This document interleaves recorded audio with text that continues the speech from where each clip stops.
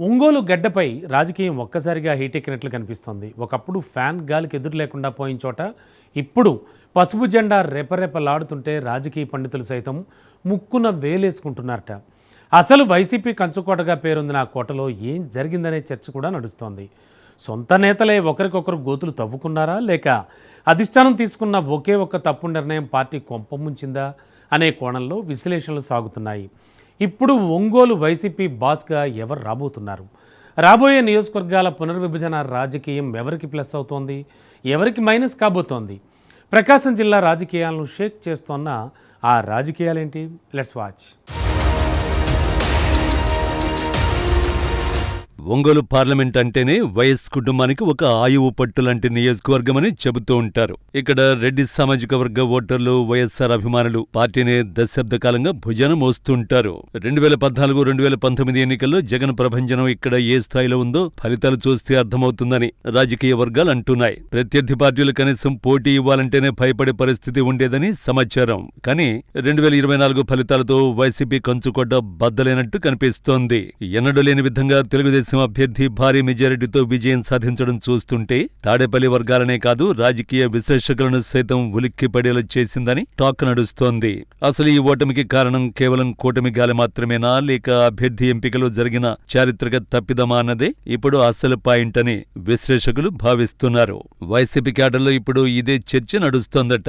పైకి అంతా బాగుందని చెప్తున్నా లోపల మాత్రం అసంతృప్తి జ్వాలలు ఎగిసిపడుతున్నాయని కార్యకర్తలు వాపోతున్నట్టు తెలుస్తోంది. ఆ జ్వాలలే ఇప్పుడు పార్టీని దహించి వేస్తున్నాయా అన్న అనుమానాలు సామాన్య ప్రజల్లో కూడా కలుగుతున్నాయట. ఈ ఓటమి వెనుక ఉన్న అసలు మాస్టర్ మైండ్ ఎవరో అన్న విశ్లేషణ చేస్తే క్షేత్రస్థాయిలో మాగుంట శ్రీనివాసులరెడ్డి పేరు వినిపిస్తోందట. దశాబ్దాలుగా జిల్లా రాజకీయాలను తన కనుసన్నలతో శాసిస్తున్న మాగుంట కుటుంబం ఒకప్పుడు వైసీపీలోనే ఉండేవారట. కానీ టికెట్ కేటాయింపుల్లో అధిష్టానం అనుసరించిన మొండి వైఖరి మాగుంటను బయటకు పంపేలా చేసిందని విశ్లేషకులు వాదిస్తున్నారట. మాగుంటను కాదని చిత్తూరు గడ్డకు చెందిన చెవిరెడ్డి భాస్కర్ రెడ్డిని ఇక్కడికి తీసుకురావడం అతి పెద్ద రాజకీయ తప్పిదమని గ్రామీణ ప్రాంతాల్లో సైతం చర్చ నడుస్తోందట. చెవిరెడ్డికి అధిష్టానం వద్ద ఎంత క్రెడిబిలిటీ ఉన్నా ఒంగోలు ఓటర్లకు ఆయన ఒక పరాయి వ్యక్తి మాత్రమే అన్న ముద్ర పడిపోయిందని జనం అనుకుంటున్నారట. ఆ బలహీనతనే మాగుంట తన ఆయుధంగా మార్చుకున్నట్టు తెలుస్తోంది. స్థానికేతర అస్త్రాన్ని ప్రయోగించి సెంటిమెంటు పండించారట. చెవిరెడ్డి గెలిచినా ఇక్కడ ఉండరని, ఆయన రాజకీయం అంతా తిరుపతి చుట్టూనే తిరుగుతుందని ప్రచారం చేసి ఓటర్ల మనసు గెలుచుకోవడంలో సఫలమయ్యారన్న ప్రచారం జరుగుతోంది. దీనికి తోడు వైసీపీలోని కొందరు ముఖ్య నేతలు కూడా చెవిరెడ్డికి సహకరించలేదని, పరోక్షంగా మాగుంటకే మద్దతునిచ్చారని పార్టీ లోపల గుసగుసలు బలంగానే వినిపిస్తున్నాయట. అసలు చెవిరెడ్డి భాస్కర్ రెడ్డిని ఒంగోలుకు పంపడం వెనుక వ్యూహం ఏంటి అన్నది ఇప్పటికీ ఓ పెద్ద సస్పెన్స్ గానే ఉందట. తనకు అత్యంత నమ్మకస్తుడైన నేతను ఒక కంచుకోట లాంటి చోట పెట్టి గెలిపించుకోవాలని జగన్ భావించారు. కానీ క్షేత్రస్థాయి పరిస్థితులు దానికి భిన్నంగా ఉన్నట్లు కనిపిస్తోంది. మాగుంట వంటి బలమైన నేతను వదులుకోవడం వల్ల వైసీపీ తన సొంత పునాదులనే కదిలించుకుందని కార్యకర్తలు వాపోతున్నారట. అటు మాగుంట తెలుగుదేశం నుండి పోటీ చేస్తూనే వైసీపీలోని తన అనుచర వర్గాన్ని చాలా తెలివిగా వాడుకున్నారని చర్చించుకుంటున్నారు. సామాజిక సమీకరణాలను తన వైపు తిప్పుకోవడంలో ఆయన పూర్తిగా సక్సెస్ అయ్యారు. రెడ్డి సామాజిక వర్గం ఓట్లలో కూడా చీలిక తీసుకురావడంలో మాగుంట విజయం సాధించారని చెబుతున్నారు. ఇదే సమయంలో వైసీపీ క్యాడర్లో తీవ్ర అయోమయం నెలకొన్నట్లు సమాచారం. గెలిచే గుర్రాన్ని వదులుకుని ఇలాంటి ప్రయోగాలు చేయడమేంటని కార్యకర్తలు బాహాటంగానే విమర్శలు చేసినట్లు తెలుస్తోంది.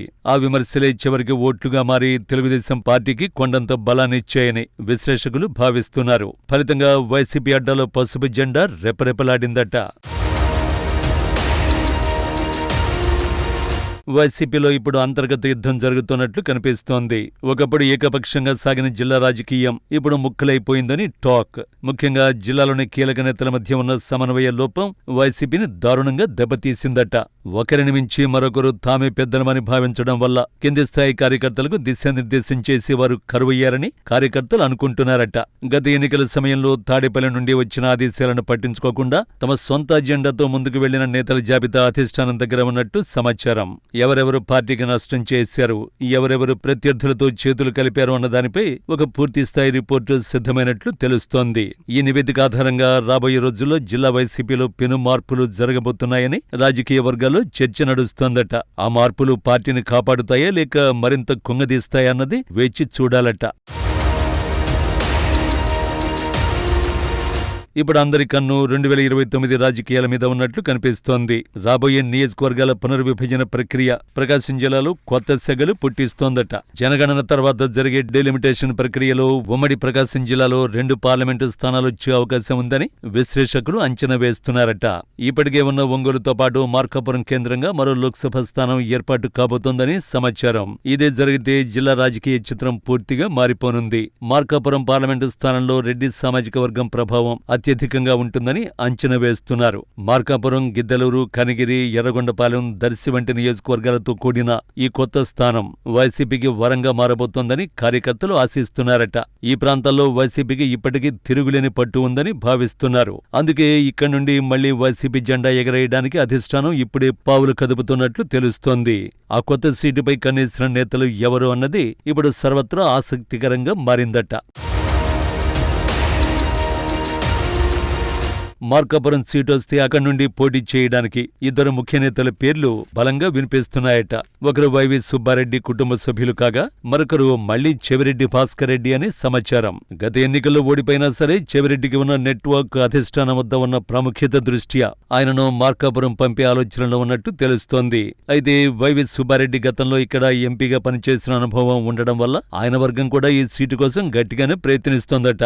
మార్కాపురం గడ్డ మీద రెడ్డి సామాజిక వర్గం ఐక్యంగా ఉంటే వైసీపీని ఆపడం ఎవరితరమూ కాదని రాజకీయ పండితులు విశ్లేషిస్తున్నారట. కానీ ఇదే సమయంలో ఒంగోలు సీటు పరిస్థితి ఏంటి అన్నది పెద్ద ప్రశ్నగా మారిందని జనం అనుకుంటున్నారట.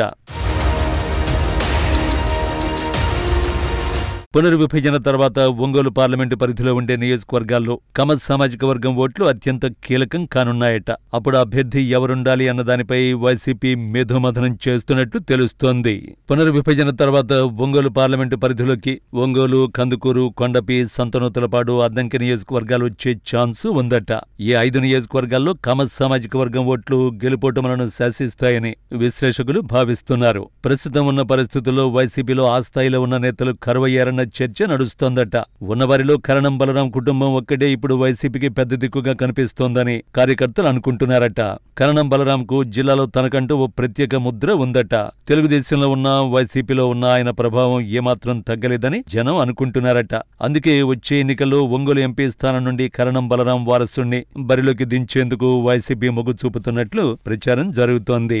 ఇదే జరిగితే ఒంగోలు బాస్ గా కరణం ఫ్యామిలీ చక్రం తిప్పడం ఖాయమని సమాచారం. అయితే ఈ నిర్ణయం సొంత పార్టీలోనే ఇతర వర్గాలకు మింగుడు పడుతుందా అన్నది ఇప్పుడు అసలు సస్పెన్స్ గా మారిందట. గ్రూప్ రాజకీయాలు మళ్లీ వైసీపీ కొంప ముంచుతాయా అన్న భయం కూడా పార్టీ వర్గాలను వెంటాడుతున్నట్లు తెలుస్తోంది.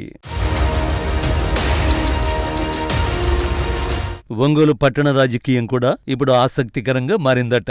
ఇక్కడ గెలుపు గుర్రం కావాలంటే కేవలం సామాజిక వర్గం మాత్రమే సరిపోదు, ఆర్థిక బలం, ప్రజల్లో ఉన్న ఆదరణ కూడా ముఖ్యమని జనం అభిప్రాయపడుతున్నారట. గత ఎన్నికల్లో ఈ విషయంలో వైసీపీ వెనుకబడిందనే చర్చ ప్రజల్లో ఉంది. అభివృద్ధి పనుల విషయంలో ప్రజల్లో ఉన్న సంతృప్తిని తెలుగుదేశం క్యాష్ చేసుకున్నట్లు కనిపిస్తోంది. ముఖ్యంగా గత ప్రభుత్వంలో స్థానిక సమస్యల పరిష్కారంలో వైసీపీ నేతలు విఫలమయ్యారన్న ముద్ర పడిందని ప్రజలు అనుకుంటున్నారట. అది తెలుగుదేశానికి భారీ మెజారిటీని కట్టబెట్టిందని విశ్లేషకులు భావిస్తున్నారు. ఇప్పుడు మళ్లీ ప్రజల నమ్మకాన్ని పొందాలంటే వైసీపీకి ఒక కొత్త నినాదం కావాలి. కేవలం పాత పథకాలను నమ్ముకుంటే సరిపోదని, కొత్త వ్యూహాలతో ప్రజల ముందుకు వెళ్లాలని అధిష్టానం భావిస్తున్నట్లు సమాచారం. అందుకోసం క్షేత్రస్థాయిలో ప్రక్షాళన మొదలైనట్టు తెలుస్తోంది. జిల్లాలో ఉన్న ఇతర నియోజకవర్గాల్లో కూడా వైసీపీ పరిస్థితి అంత ఆశాజనకంగా లేదని టాక్. కొన్ని చోట్ల సీనియర్ నేతల మధ్య పచ్చగడ్డి వేస్తే భగ్గుమనేలా ఉందట. అద్దంకి, కొండపి వంటి చోట్ల తెలుగుదేశం తన బలాన్ని నిలబెట్టుకుంటోందని జనం చర్చించుకుంటున్నారు. ఈ నియోజకవర్గాల్లో వైసీపీ బలోపేతం కావాలంటే స్థానిక నేతలకు స్వేచ్ఛ ఇవ్వడంతో పాటు అదనపు వనరులను కూడా సమకూర్చాల్సి ఉందని రాజకీయ వర్గాలు అభిప్రాయపడుతున్నాయట. ఒంగోలు పార్లమెంటులో గెలవాలంటే కేవలం ఒంగోలు అసెంబ్లీ మీద దృష్టి పెడితే సరిపోదు, మిగిలిన అసెంబ్లీ స్థానాల్లో కూడా మెజారిటీ సాధించాలని కార్యకర్తలు అనుకుంటున్నారట. ఆ దిశగా వైసీపీ కసరత్తు మొదలుపెట్టినట్టు తెలుస్తోంది. వచ్చే 2 ఏళ్లు జిల్లా వైసీపీకి అత్యంత కీలకం కానున్నట్టుగా తెలుస్తోంది. ప్రతి నియోజకవర్గంలో ఇన్ఛార్జి పనితీరును అధిష్టానం నేరుగా పర్యవేక్షించబోతోందని సమాచారం. మొత్తానికి ఒంగోలు కోటను మళ్లీ కైవసం చేసుకోవడానికి వైసీపీ సర్వశక్తులు ఒడ్డుతున్నట్లు కనిపిస్తోంది. అటు తెలుగుదేశం కూడా తన గెలుపును నిలుపుకోవడానికి గట్టిగానే వ్యూహాలు రచిస్తోందట. మాగుంట కుటుంబం తమ పట్టును సడలించుకోకుండా జాగ్రత్త పడుతున్నట్టు సమాచారం. సామాజిక సమీకరణాలు, పునర్విభజన రాజకీయాలు, వెన్నుపోట్లు, గ్రూపు తగాదాలు వీటన్నింటి మధ్యలో ఒంగోలు ఓటరు ఎటు మొగ్గు చూపుతారో చూడాలి. ఆ కొత్త బాస్ కరణం ఫ్యామిలీ అవుతుందా లేక మరేదైనా కొత్త ముఖం తెర మీదకు వస్తుందా అన్నది కాలమే నిర్ణయించాలని జనం అనుకుంటున్నారట. అయితే యుద్ధం ఇప్పుడే మొదలైంది, క్లైమాక్స్ కి ఇంకా చాలా టైం ఉందని రాజకీయ పండితులు విశ్లేషిస్తున్నారు. ఆ ఉత్కంఠ పోరులో విజేత ఎవరో తెలియాలంటే 2029 ఎన్నికల వరకు ఆగాల్సిందే.